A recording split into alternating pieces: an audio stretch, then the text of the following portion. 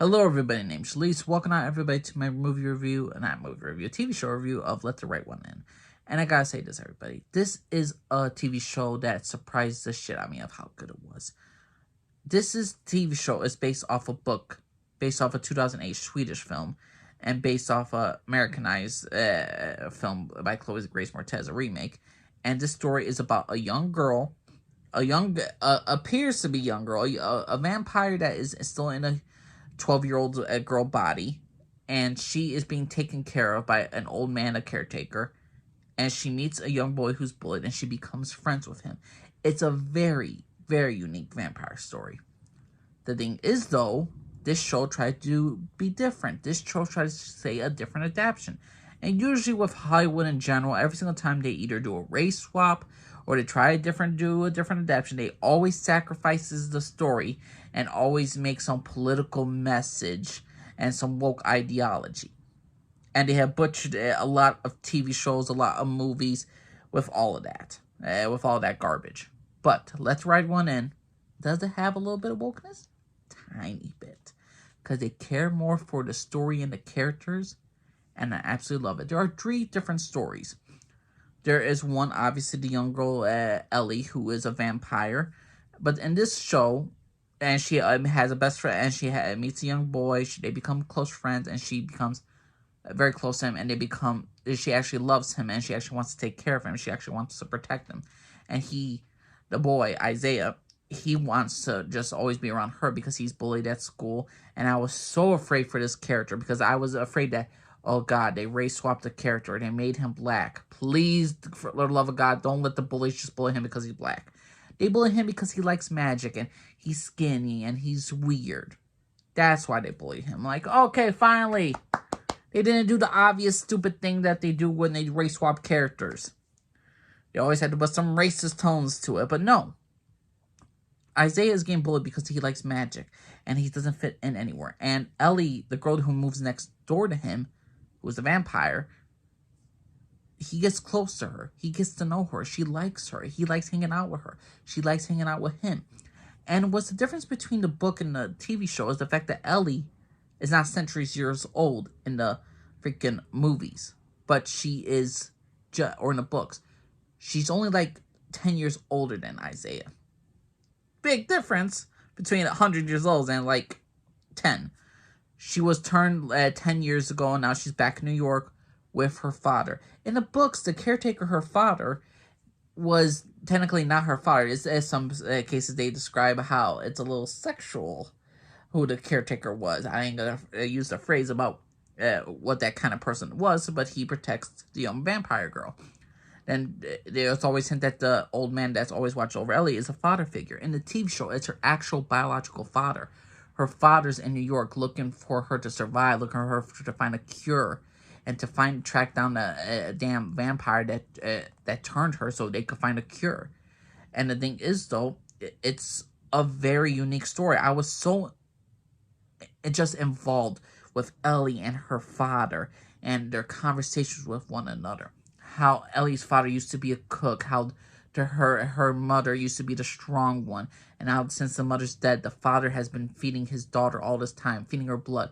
And in doing so, since he feeds her blood, he kills innocent people. He kills people just to feed his daughter. And he doesn't care as long as there's a cure. Like, he lost his soul just to save his daughter. And it's just a very unique and different story compared to the books and the TV, compared to the books and the movies. It just really adds another layer to this character. We get more into Ellie of who she is as a person. She likes the planet. She likes astronomy. She likes discovering about space. That's what her thing is. Her best friend Isaiah likes magic. They bond over it. She loves her father, but she knows that he's always suffering because of her, because he's always has to kill for her to feed her blood. And those are 2 different stories. And then there's a third story where Ellie, when she was turned 10 years ago, another person was turned 10 years ago. And it was a guy named Peter. And this Peter, sister, Claire, is working on a cure. She's a scientist. And she's been trying to figure out a cure for her brother. And she lives in New York too. So the fact is that both these families lived in New York. And they both got turned, and both little ones got turned by a vampire. It's very interesting, very different. The fact is that Claire, Peter's sister, the scientist woman, destroys herself so much just to save her brother, trying to get him back in the world, trying to get him back into life. And it's so unique. It's so different. I love it. Not to mention the fact that Isaiah's mother is a police officer who is discovering like murders around the city about people who are like bodies ripped apart and people with glowing eyes are walking around.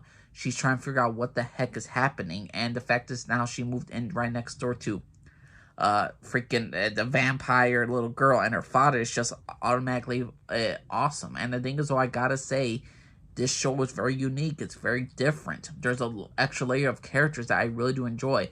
Not every character is all good. Not every character is all bad. Every single character has their own different things that they're own going through. Ellie's father, Mark, is going through a lot of stuff. Ellie herself, about she wanting to grow up and her wanting to age. The fact is that Isaiah wants to be something more to people. He wants to stop being treated like a kid. He wants to help people a lot more. He wants people to embrace him. And you got Isaiah's mom, who just wants him to be happy. And also so he won't get picked on and so he can make friends and survive in a world. There's just so many great things and layers and flavors to this TV show, Let the Right One In. This is a fantastic show by Showtime. I loved it. Was 10 episodes season 1, and it has not been renewed yet for season 2. And if it doesn't, it's going to be a quite damn shame that this show will not get 3 seasons worth. It needs at least 3 seasons, 4 tops, because this show is utterly, utterly fantastic. This show should not be canceled. This show should have continuation further on. I love this show.